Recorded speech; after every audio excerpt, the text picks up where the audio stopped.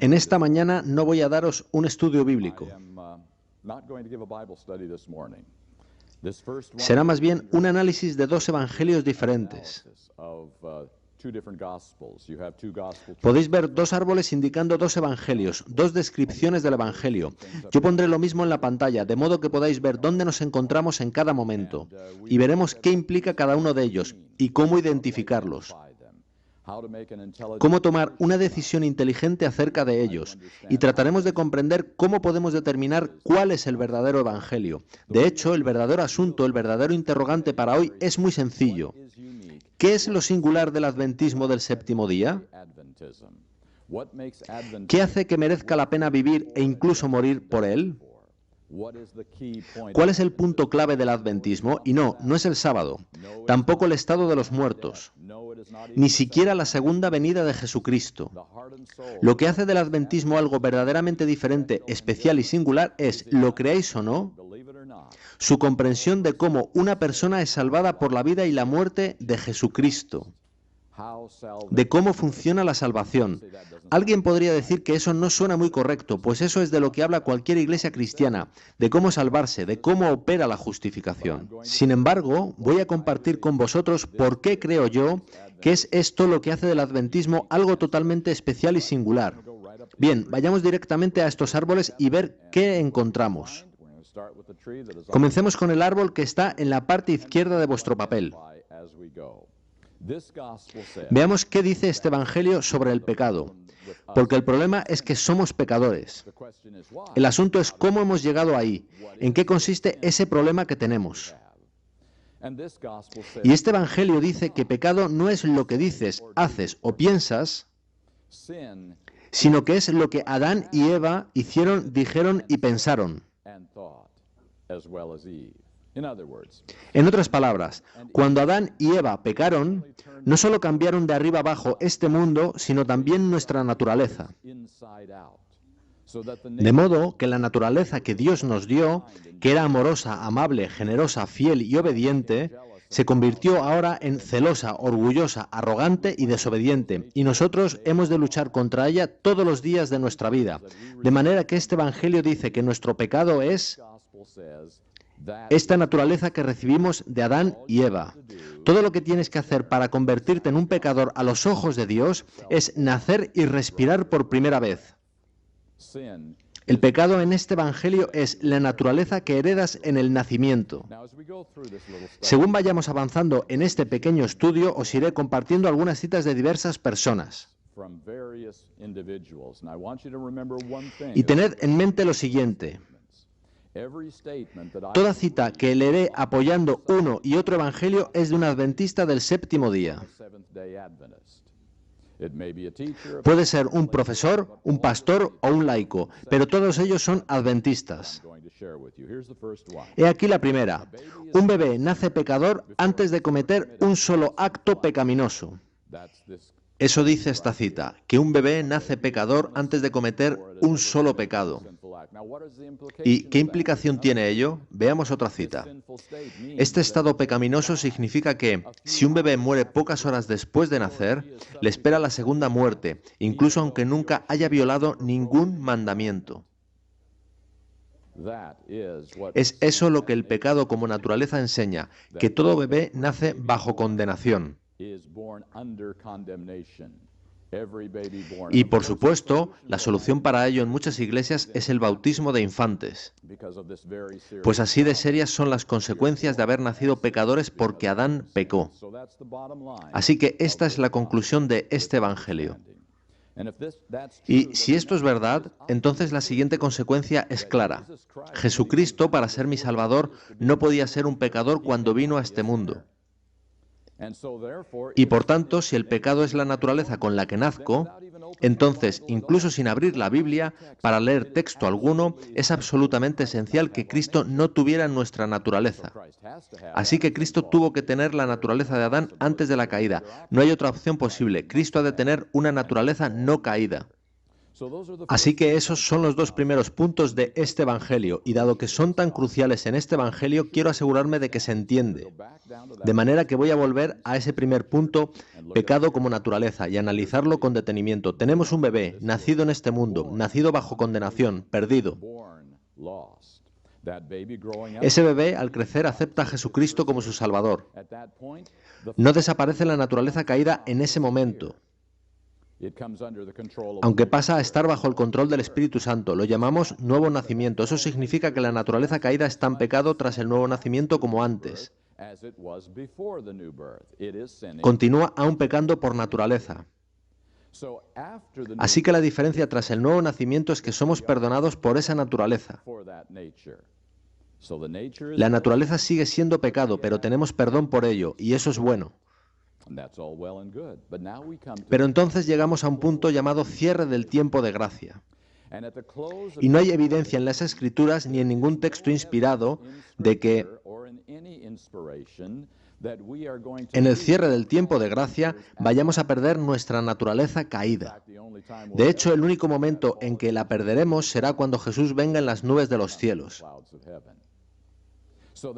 Eso quiere decir que estaremos aún pecando por naturaleza tras el cierre del tiempo de gracia, lo cual significa que aún necesitaremos perdón tras el cierre del tiempo de gracia, lo cual a su vez significa que Jesús no puede salir del lugar santísimo, puesto que debe haber perdón para continuo pecado hasta la segunda venida de Cristo. Eso es lo que este Evangelio enseña. Pecamos desde el momento de nuestro nacimiento hasta nuestra muerte o hasta que Jesús venga, y necesitamos perdón para pecado ininterrumpido hasta la segunda venida. El pecado es tan constante como respirar. Vayamos al segundo punto, Jesucristo. Lo que importa no es realmente su naturaleza, sino cómo fue tentado. Veamos qué sucedía con Adán y Eva en el jardín. ¿Podía Satanás atormentar a Adán y Eva día tras día por todo el jardín? Las reglas eran realmente estrictas, ¿verdad? Ellos podían ser tentados tan solo en un árbol, no del jardín, sino del mundo entero. ¿Os gustaría ese trato para vosotros? Solo en un árbol. Fuera de él no había tentación. Bien, después de que Adán y Eva pecaron, ¿cambiaron las reglas? ¿Dónde podía Satanás tentar a Adán y Eva a partir de entonces? En cualquier sitio y en cualquier instante. Ya no se limitaba a un sitio específico. Al levantarte, al acostarte, Él estará allí, tirando de ti por medio de tu naturaleza. Así que la regla hoy en día es que Satanás tiene acceso a ti constantemente a través de tu naturaleza. Y así llega la verdadera cuestión. ¿Cómo fue tentado Cristo? ¿Como Adán o como nosotros? Ese es el aspecto clave del segundo punto. Y ya sabéis que este Evangelio dice que lo fue como Adán, no como nosotros. De hecho, he escuchado una explicación según la cual Cristo fue tentado solo 3 veces.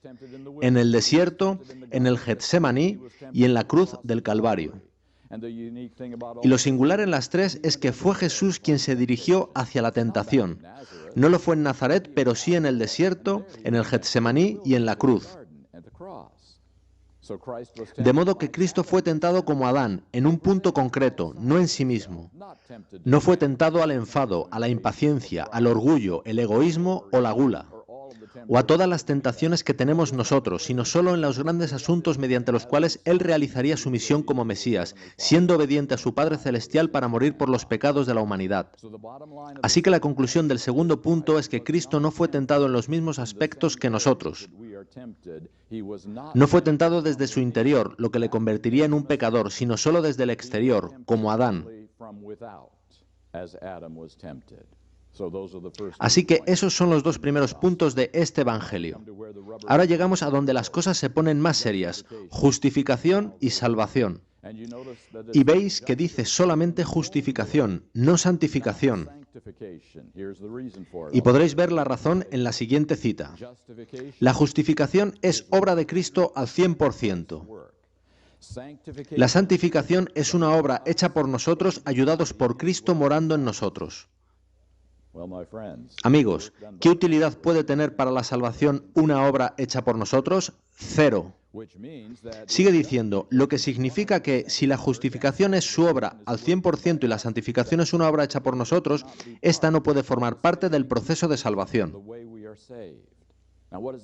¿Qué significa esto en términos prácticos? Pongamos que has sido un leal guardador del sábado durante alrededor de un año, pero has decidido que en estos complicados tiempos realmente no puedes alimentar ni vestir a tu familia sin abrir tu negocio en sábado, de modo que a regañadientes vas contra tus convicciones y comienzas regularmente a abrir tu negocio en sábado. ¿Pone eso en peligro tu salvación de alguna manera? Ahora, eso, el guardar el sábado regularmente, sería un asunto de santificación, ¿verdad? Y la santificación no forma parte de este evangelio, es una consecuencia, sucede tras haber sido salvado. Tú eres salvado y entonces entra en juego el proceso de santificación. Esta no es crucial para la salvación. Permitidme leeros una cita de alguien sobre este asunto. Puesto que un correcto comportamiento no es nunca la razón de nuestra aceptación por parte de Dios, ¿es eso correcto? Claro que sí. Puesto que un correcto comportamiento no es nunca la razón de nuestra aceptación por parte de Dios, un comportamiento equivocado no podrá excluir del cielo a una persona. ¿Seguís esa pequeña lógica? Si no serás admitido por un buen comportamiento, tampoco serás excluido por uno malo. Sigue diciendo, no se pierde uno por no guardar o claudicar del sábado. Uno se salva al decidir entrar en una relación salvífica con Jesús. El único modo de perder esa salvación es elegir rechazar tal relación salvífica.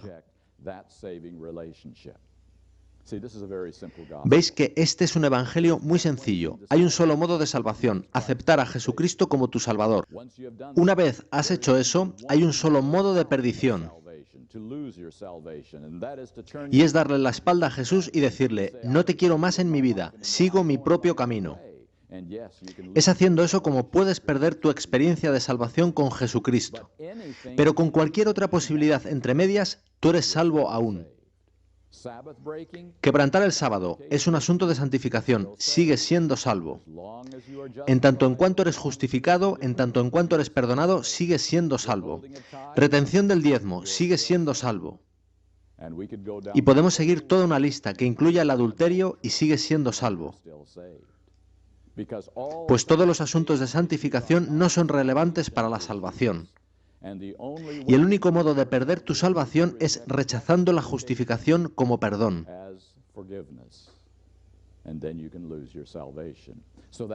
Así que eso se convierte en el punto crítico de este evangelio. Solo la justificación cuenta para la salvación.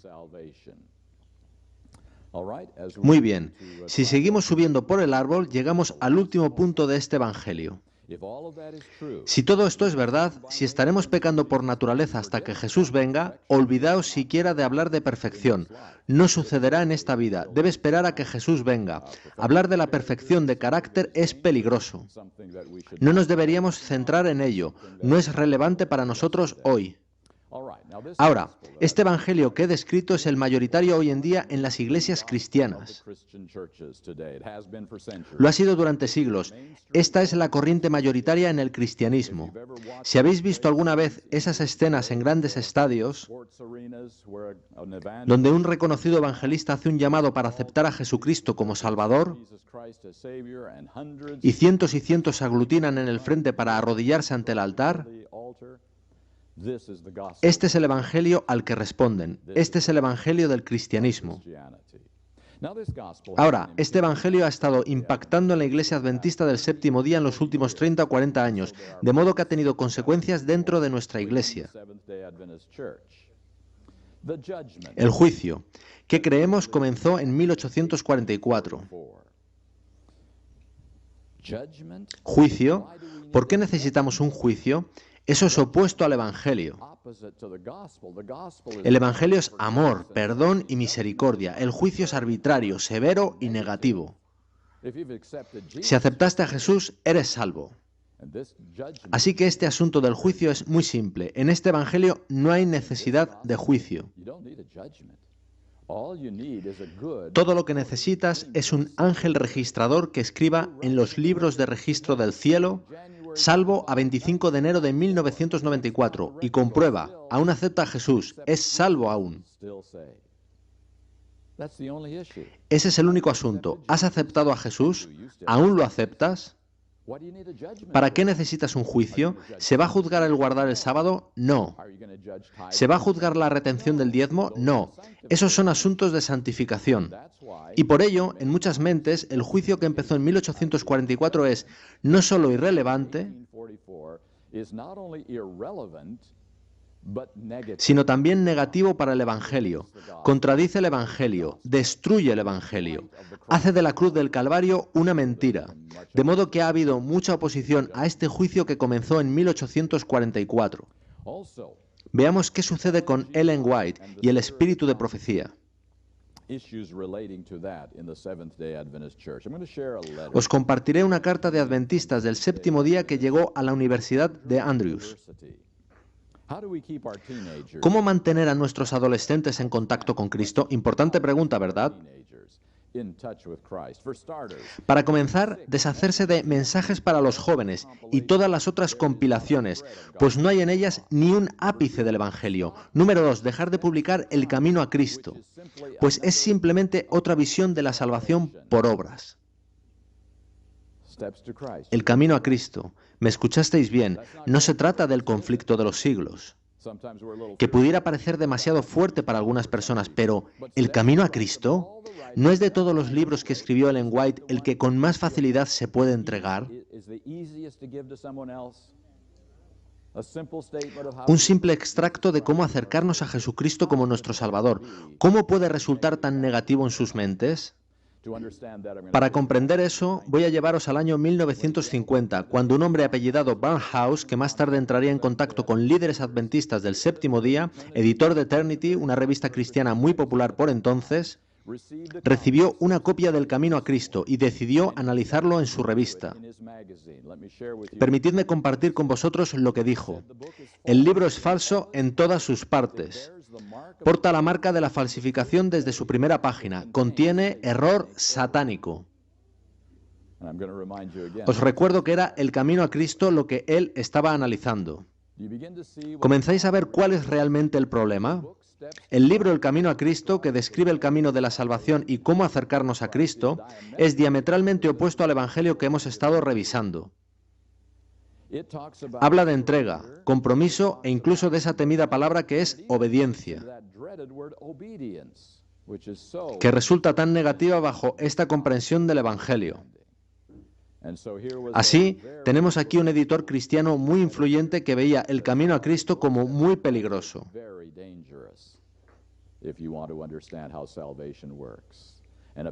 Y aparentemente actitudes como esas son el origen de cartas como la leída, donde se denuncia el camino a Cristo como una comprensión incorrecta del modo de salvación.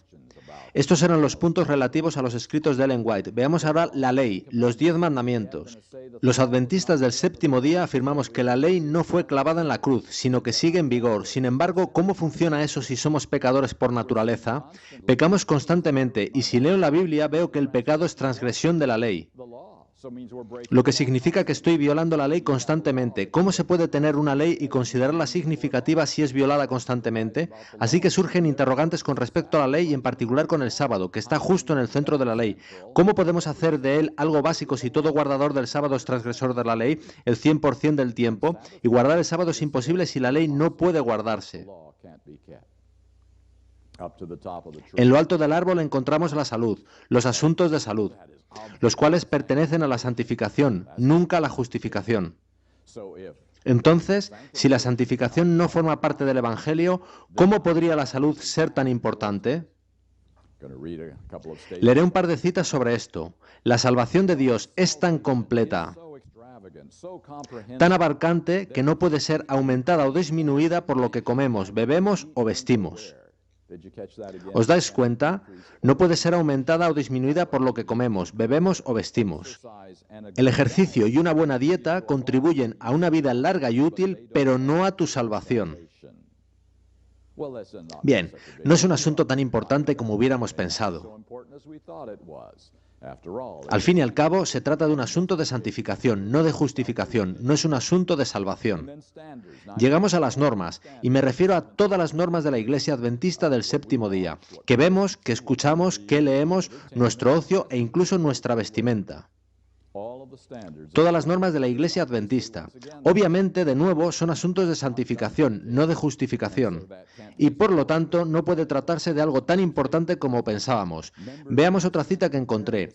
Los miembros dan un sentido a diversas normas y reglas como una condición de membresía. Hemos de mantener en mente que esto no está relacionado con su salvación, sino solo con ser un miembro de la Iglesia Adventista del séptimo día. Ahora, intentemos aplicar ahí un poco de lógica.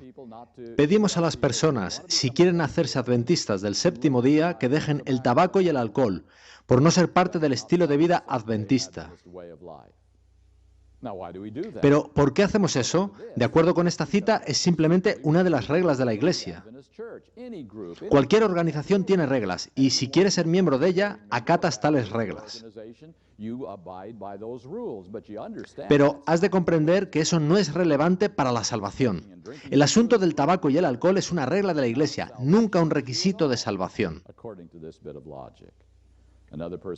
Otra persona comentó lo siguiente: aunque crea que algo sea correcto desde una perspectiva religiosa, no por ello ha de ser necesario para la salvación. Seguramente habéis oído mucho de eso en los últimos años. Esto no importa para salvación, aquello tampoco. Nada que no sea parte de la justificación es un asunto de salvación en este Evangelio. Así que lo que hemos visto es el evangelio mayoritario del cristianismo y el impacto que ha tenido en doctrinas y estilos de vida adventistas. Y aquí es donde voy a compartir mis convicciones con vosotros. Yo creo que este evangelio, si se le deja crecer y florecer, si se le permite convertirse en el evangelio dominante en la Iglesia Adventista del séptimo día, destruirá el adventismo del séptimo día. Estamos en esto en una prueba de vida o muerte. No se trata de discrepancias en una mera interpretación profética. Aquí nos jugamos si estaremos o no en el cielo con Jesucristo para toda la eternidad.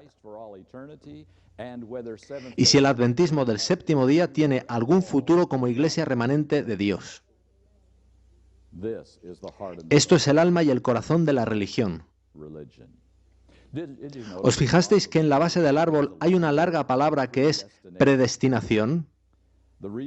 La razón de ello es que, cuando se gestó este evangelio en los siglos III y IV, todo el mundo creía en la predestinación. Dios decide quién es salvo y quién no. Tú no tienes voz ni voto en el asunto. Y durante 1000 años esa fue la creencia de la mayoría de los cristianos, que estamos predestinados para el cielo o para el infierno sin ninguna capacidad de elección. Lo que es muy interesante es que, aunque la mayoría de cristianos eliminaron la predestinación, el evangelio construido sobre la predestinación es aún el evangelio mayoritario. Y si os fijáis, encaja de alguna manera. Nacemos pecadores debido a un mal equipamiento. Jesús no pecó porque tenía buen equipamiento. Somos perdonados por nuestro mal equipamiento hasta que Jesús venga. Y entonces, imagino, Jesús pulsará un botón mágico en nuestros cerebros y no pecaremos más. En otras palabras, el mal equipamiento peca, el buen equipamiento no peca. Encaja de alguna manera con la predestinación. Ahora, yo creo que todos estamos de acuerdo en que el fundamento de cómo Dios salva no es la predestinación, sino la libre elección. Y partiendo de la libre elección se desarrolla un evangelio completamente diferente. Pecado, en este evangelio el pecado no es un accidente del nacimiento, no es tener un mal equipamiento, no es simplemente ser un hijo de Adán y Eva. El pecado en este evangelio es simplemente lo siguiente: elegir deliberadamente lo incorrecto cuando sabes la diferencia entre lo correcto y lo incorrecto. Entonces te conviertes en un pecador, perdido y condenado a los ojos de Dios. Cuando sabes qué es lo correcto, pero eliges deliberadamente desacatarlo y hacerlo a tu modo. Sí, todos hemos hecho eso, pero lo que nos importa ahora es que nos situamos ahí por elección, no por haber nacido. Bien, basándonos en esto, Jesucristo, cuando vino a este mundo, pudo tomar mi mal equipamiento y no ser un pecador. Así que ahora hemos de investigar qué enseña la Biblia sobre este asunto, y hablaremos sobre ello según avancemos en nuestro estudio. Pero en este Evangelio Jesucristo puede tomar mi naturaleza caída porque eso no es pecado. Y Él eligió durante toda su vida no obedecer lo que le dictaba esa naturaleza caída, de manera que permaneció sin pecado. Así que su mal equipamiento no le descalificó. Su deslealtad sí lo hubiera descalificado como nuestro Salvador. Así que en este Evangelio Jesucristo puede tomar mi naturaleza. Ahora llegamos de nuevo al punto crucial, justificación. Pero daos cuenta de que en este Evangelio se incluyen justificación y santificación, no solo una de ellas.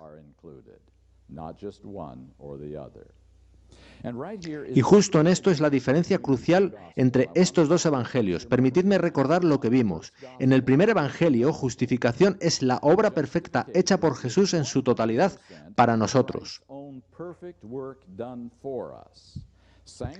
Le sigue la santificación como una obra cooperativa entre Dios y yo al 50%. Así que ese es el punto clave del primer evangelio. La justificación es la obra de Cristo al 100%. La santificación es la obra de Cristo al 50%. Fijémonos en esto detenidamente, pues esta es la diferencia clave entre estas dos comprensiones de la salvación. ¿Es la justificación la obra de Cristo al 100%? Sí, esto es totalmente cierto. No existe otro modo de salvación aparte de Jesucristo.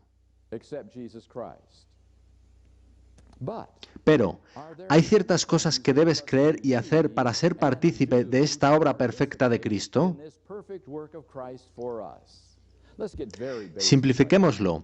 ¿Debes considerar este libro como más que una colección de 66 interesantes historias?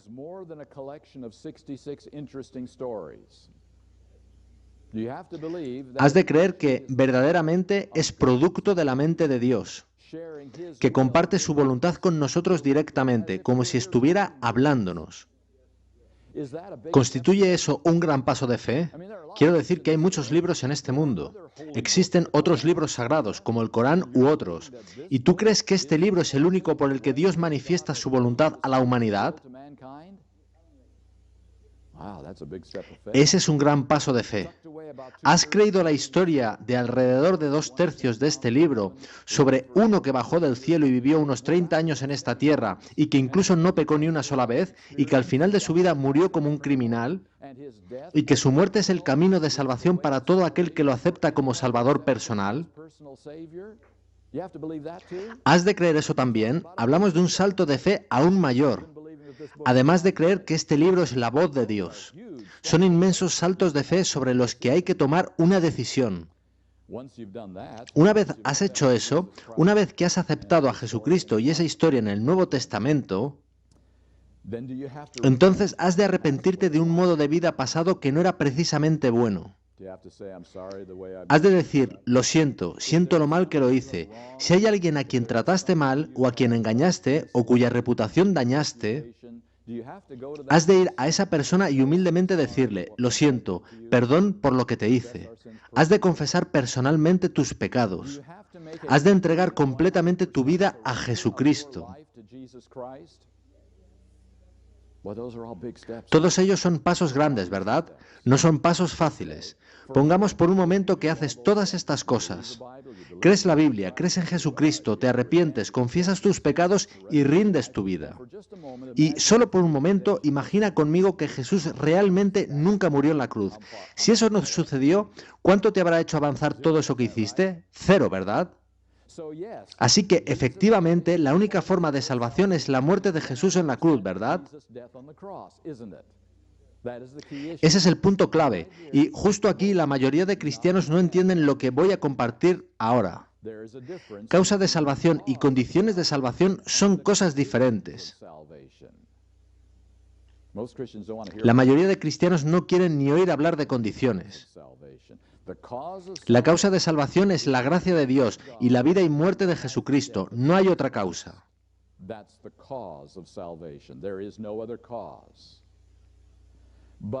Sin embargo, hay condiciones para ser partícipes de esa obra realizada por Jesucristo en su totalidad. Y hemos visto algunas de ellas, grandes pasos de fe, decisiones importantes sobre tu vida. Son condiciones. No ganan tu salvación, no mereces tu salvación por ellas. Pero sin ellas no puedes salvarte. Y en esto se enredan los cristianos. Piensan que eso son obras, pero no lo son en el sentido de obras humanas. Porque la única salvación es Jesucristo, pero el único modo de ser partícipe de ella es la cooperación. Esa es la palabra, cooperación, con el camino de Dios. Si este es el camino, Señor, entonces quiero participar en él. No para merecer nada, sino porque es el camino que tú has trazado. Si me bautizo, eso no me dará la salvación, pero yo quiero participar en el camino que tú me has sugerido, que tenga la experiencia del nuevo nacimiento. De modo que esas condiciones de salvación resultan claves. Veamos otro punto, la santificación. Recordad que el primer evangelio afirma que es obra de Cristo y obra mía al 50%. Consideremos el guardar el sábado como un ejemplo. Pongamos que eres muy cuidadoso con el sábado, que terminas tus actividades laborales rigurosamente antes de la puesta de sol el viernes por la tarde. Tienes una óptima recepción del sábado con el Señor el viernes por la tarde. Estás en la iglesia el sábado por la mañana. Por la tarde realizas trabajo para el Señor. Despides el sábado a la puesta de sol.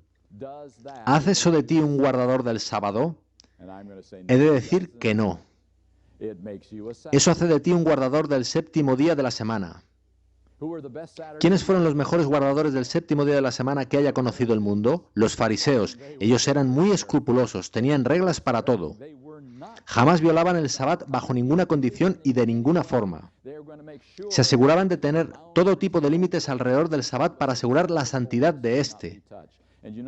¿Y sabéis qué? Jesús hubo de emplear una exorbitante parte de su ministerio tratando de convertir guardadores del séptimo día de la semana en guardadores del sábado. Así que, ¿qué es un guardador del sábado? A veces, en el mundo cristiano se nos identifica erróneamente. Confunden nuestro nombre. Nos llaman adventistas en el séptimo día. ¿Lo habéis oído alguna vez? Quizá tengan más razón de lo que podamos sospechar. Si no soy un adventista, un cristiano, en martes puedo olvidarme del sábado como un día santo. Si no soy cristiano los 7 días de la semana, entonces no puedo guardar el sábado. Solo el séptimo día de la semana, si acaso. Porque el sábado es un día santo, ¿verdad? ¿Cómo puede alguien no santo guardar un día santo? Eso es imposible. Solo alguien hecho santo a través del proceso de santificación puede guardar un día santo. ¿Quién realiza la obra de hacer santo a alguien? ¿El Espíritu Santo? ¿Jesucristo?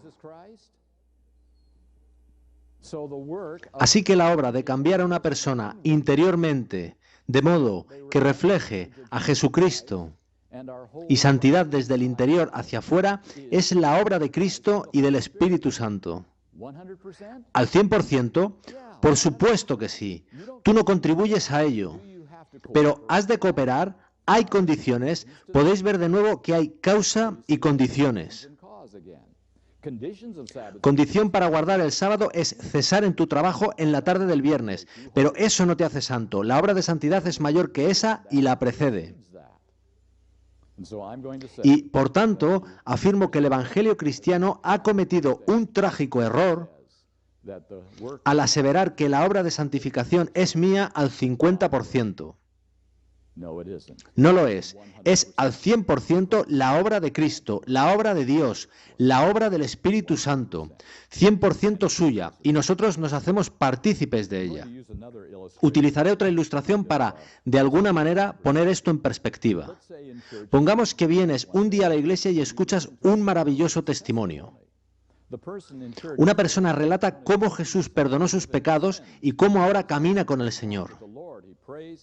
Ora, estudia la Biblia, testifica a otros y estas cosas le traen felicidad, gozo y paz.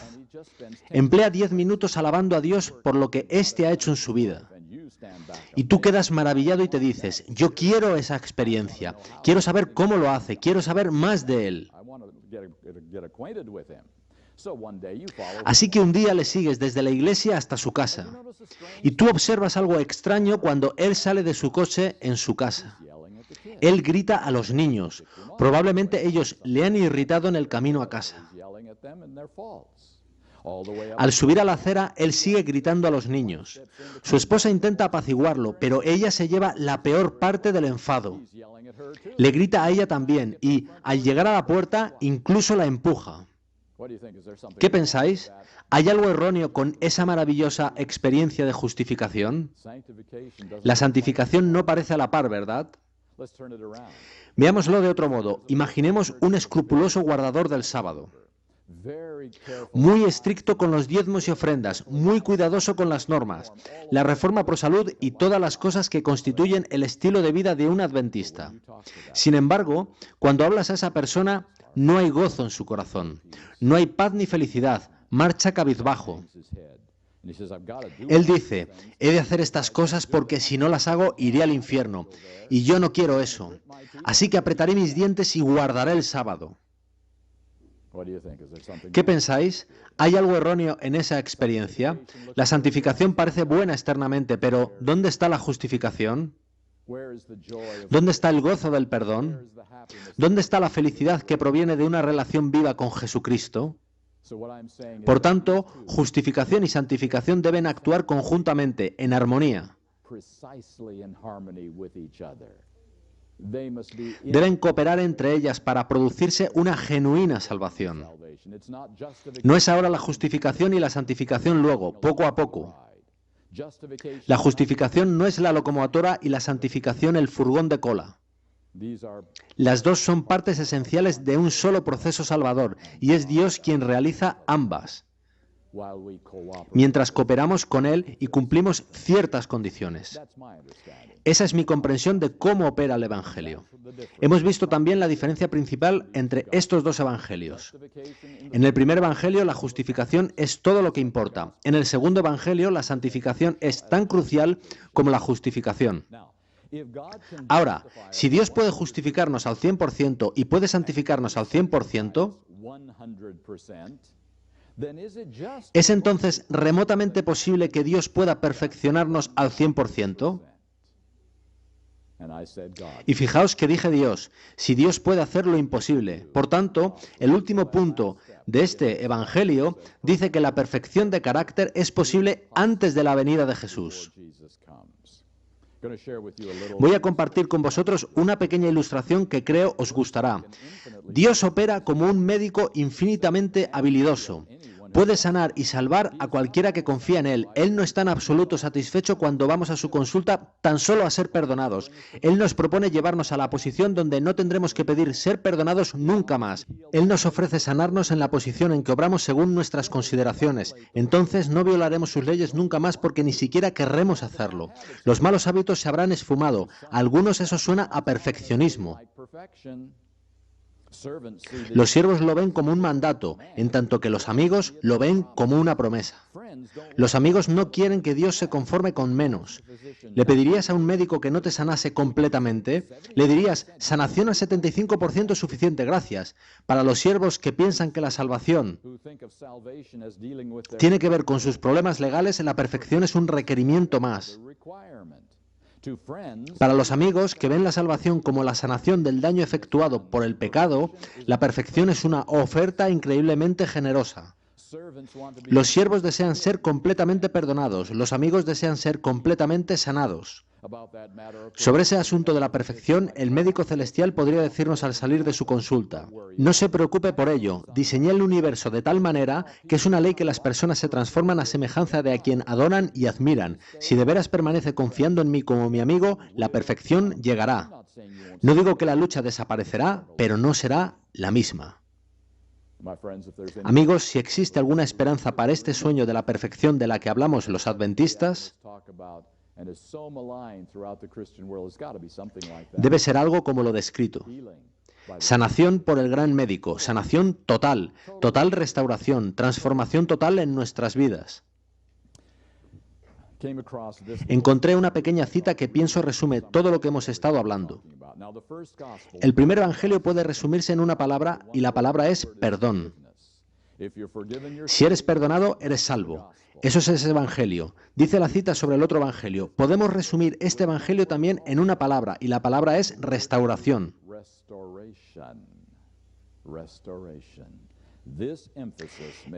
Esto hace única la teología adventista del séptimo día. ¿Recordáis la pregunta? ¿Qué es lo distintivo del adventismo del séptimo día? ¿Qué hace diferente al adventismo? La restauración en el evangelio. No solo perdón, no solo asegurarte de que el perdón de tus pecados está actualizado y entonces ya está, sino una sanación total y completa, una restauración. Casar teología extraña con teología adventista puede justificadamente describirse como teología de retales. Y amigos míos, durante 30 años y más, en la Iglesia Adventista del séptimo día hemos estado remendando nuestro evangelio con el evangelio cristiano mayoritario y hemos conseguido el peor revoltijo que jamás haya visto en mi vida. La teología de retales no funciona. Yo presenté 2 árboles, pero la gente quiere 3. Quieren un tercer árbol en el que se mezclen los 2 evangelios. Pero eso es imposible, no es lógico, no es consistente y no es bíblico. Así que, amigos míos, pienso que hay en juego un asunto crucial. Miremos brevemente qué sucede con los frutos de este árbol. El juicio. ¿Es un juicio necesario en este evangelio? Si en la iglesia hay 2 personas que aparentemente, externamente, actúan igual, pero Dios puede ver en sus corazones que uno finge en tanto que el otro es genuino, ¿no requiere eso el abrir los libros para examinar las vidas, las motivaciones, de modo que todos puedan ver por qué uno sería feliz y gozoso en el cielo, en tanto que el otro lo encontraría como algo infernal para toda la eternidad? ¿No es necesario un juicio para responder a cuestiones que seres humanos e incluso ángeles no pueden comprender porque solo Dios puede leer los motivos del corazón? De modo que un juicio resulta crucialmente importante, no como una oposición al Evangelio, sino como una demostración del Evangelio y cómo el Evangelio es realmente nuestra salvación. Ellen White. Encontré esta cita de Dwight Nelson. Quizá hayáis visto alguno de sus programas. Si llevas mucho tiempo en la Iglesia Adventista del séptimo día, habrás estado tentado de no creer en el espíritu de profecía. En el ambiente religioso de hoy en día resulta embarazoso desmarcarse de lo habitual. Resulta embarazoso tener un profeta en tu movimiento. Eres tildado de raro. De manera que hemos ido silenciando a Ellen White. Comenzamos no haciendo fanfarria ni apología y finalmente nos hemos quedado mudos. No la citemos desde el púlpito, nos amonestamos unos a otros. Usa simplemente la palabra, ¿no nos aconsejó ella a ese respecto? Pero el tiempo ha llegado, estamos cerca del fin de la civilización de esta tierra, para reexaminar, reflejar, reestudiar y recomprometernos con la misión y el mensaje de esa mujer, la autora más prolífica en la historia de la raza humana. Es tiempo de dejar de disculparnos por su ministerio, tanto en nuestro movimiento como fuera de él. Y yo digo, bien dicho, no necesitamos disculparnos o sentirnos ciudadanos de segunda clase, porque Dios decidiera darnos ayuda en el fin del tiempo. Y después Él nos llama severamente al orden. Sigue diciendo, no deberíamos llamar a sus libros los libros rojos, sino más bien los libros no leídos. ¿Sabéis? No hay mucha diferencia entre hacer una fogata en el patio de casa con todos esos libros legalistas de Ellen White para no tener que verlos de nuevo y tener todos y cada uno de sus libros en los estantes de nuestra librería en estado impoluto porque jamás fueron tocados. No hay mucha diferencia, ¿verdad? Así que hemos de decidir qué creemos sobre este don dado a la Iglesia Adventista del séptimo día. La ley, los 10 mandamientos. Nosotros sostenemos que la ley no fue clavada en la cruz. La ley está en vigor para nosotros hoy en día. La ley puede ser guardada por los cristianos. Pero tengamos en cuenta lo siguiente, si pidiera un voluntario para permitirme seguirlo a su casa, con una cámara de vídeo grabando todo lo relevante que dice y hace durante 30 días, y presentarlo después de vuelta ante la comunidad como alguien que ha guardado perfectamente la ley, durante 30 días completos, presentando el vídeo como prueba, ¿cuántos voluntarios tendría hoy? Quizás no muchos, porque recordamos lo que sucedió simplemente ayer y cómo tuvimos que decir al Señor, por favor, perdóname de nuevo. Entonces, ¿dónde está la evidencia de que la ley puede ser guardada por alguien con naturaleza caída? No está en mí ni en ti, ni siquiera en los grandes héroes de la Biblia. Pues todo aquel que ha vivido ha pecado al menos en algún momento de su vida. Todos pecaron y están destituidos de la gloria de Dios. El único que es prueba, la prueba viva de que la ley puede ser guardada por alguien con naturaleza caída es Jesucristo, y solo si Él tomó una naturaleza caída. Si Él no hubiera tomado una naturaleza caída, nadie nos habría dado esa prueba hasta la fecha, con lo que Satanás estaría aún en lo cierto al afirmar que no puedes guardar la ley en naturaleza caída. Así de importante es este asunto. Y el sábado es el estandarte de la ley, que alzas para declarar que amas la ley de Dios. En eso consiste realmente el sábado, en una declaración de lealtad. Muy bien, en lo alto del árbol vemos la salud. Pongamos que te encuentras una persona en la calle que no está muy bien físicamente. Tú te compadeces de esa persona y le dices, si me permites indicarte qué has de hacer durante un mes, te traeré a mi casa y te recuperarás.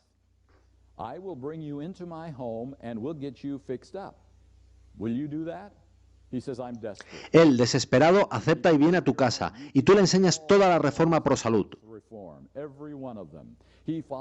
Él sigue fielmente todas sus normas.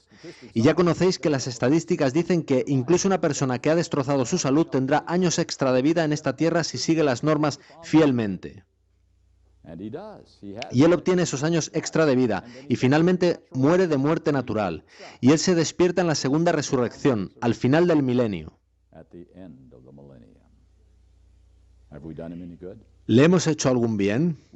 Obtuvo unos años extra de vida. No tuvo infartos. En eso consiste la reforma pro salud, ¿verdad? ¿O no? De ninguna manera. La reforma pro salud es algo muy sencillo. El cuerpo y la mente forman una unidad. Lo que afecta a uno afecta a la otra y viceversa. Si el cuerpo está mal, la sangre está mal. Y la sangre se abastece al cerebro, donde está nuestra toma de decisiones, y a donde Dios dirige sus llamados de salvación. Así que, si una persona está mal físicamente, también lo está mentalmente. Así que la reforma pro salud consiste en mantener el cuerpo en forma para suministrar sangre sana, para que a su vez el cerebro funcione correctamente y de esta forma Dios pueda salvar nuestras almas. Así que Dios puede hablarnos. No estamos en una confusión tal que no podemos oír nada. La reforma pro salud no nos salva, pero sí facilita a Dios el salvarnos.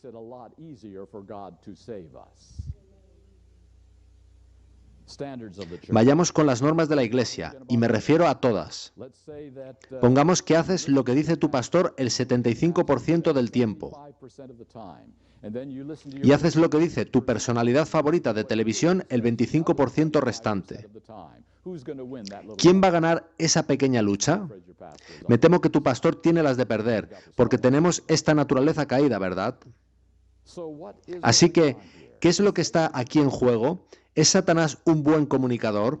¿Sabe él cómo llegar a nuestras mentes incluso sin que seamos conscientes de ello?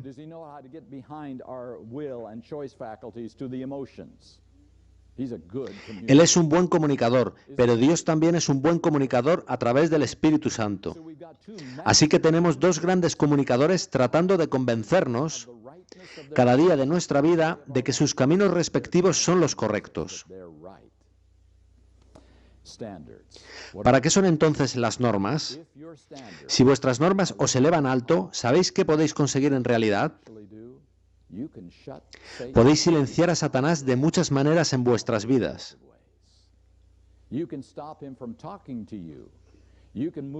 Os podéis apartar de lo que Satanás trata de deciros mediante la lectura, las imágenes y el ocio. de manera que Él no tenga pleno acceso a vuestra mente continuamente. Y si has conseguido bloquear el acceso de Satanás a tu mente, ¿no facilitará eso el que Dios te hable? ¿No abrirá canales de comunicación que no había antes? Por tanto, eso significa que las normas altas dan a Dios una oportunidad de luchar por salvar tu alma.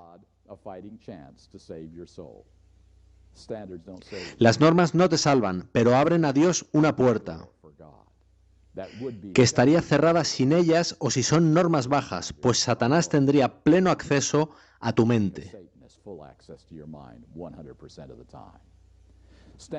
Veis que las normas son vitales en este Evangelio, no como medio de salvación, pero sí como participación, como cooperación en la obra de justificarte y santificarte, que es de Dios en su totalidad.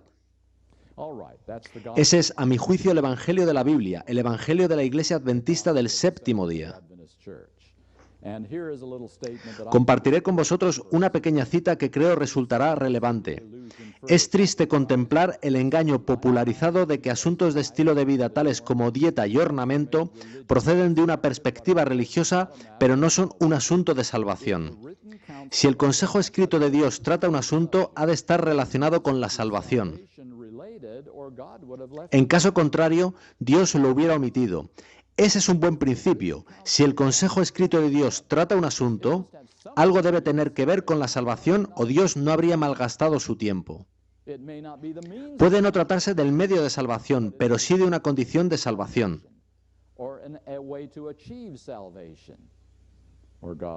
Si no, Dios no se habría molestado en hablar de ello. Bien, amigos, eso es lo que yo comprendo como el Evangelio de la Biblia. Y lo que es único en el adventismo del séptimo día. Y quiero ir un paso más allá en esto. El gran objetivo de Satanás es destruir este Evangelio. Él está conforme con que tú y yo guardemos el sábado, con que creamos que Jesucristo viene literalmente en las nubes de los cielos, con que le reconozcamos cuando Él adopte la apariencia de Cristo, con que no creamos que los muertos se aparecen, con que no creamos en las apariciones de María, con que no nos impliquemos en todos esos engaños. Pero si creemos en un evangelio falso, somos suyos. Y a Él le da igual si creemos lo correcto sobre el sábado, la segunda venida o el estado de los muertos. Si creemos en su Evangelio, en que es permisible en algún aspecto continuar pecando hasta que Jesús venga, entonces Él nos tiene. Independientemente de qué verdades creamos en la Iglesia Adventista del séptimo día. Yo pienso que este es el último ataque de Satanás sobre el pueblo remanente de Dios, justo antes de la segunda venida de Cristo. Destruir su evangelio, negar su evangelio, hacer concesiones en su evangelio, asegurarse de que otra comprensión de la salvación toma preeminencia en sus vidas. Así, Él nos tiene. Este es el gran peligro de la Iglesia Adventista del séptimo día hoy en día, un evangelio con concesiones. Todo lo demás, todos los problemas que tenemos hoy en la Iglesia vienen de ese. Ese es su origen.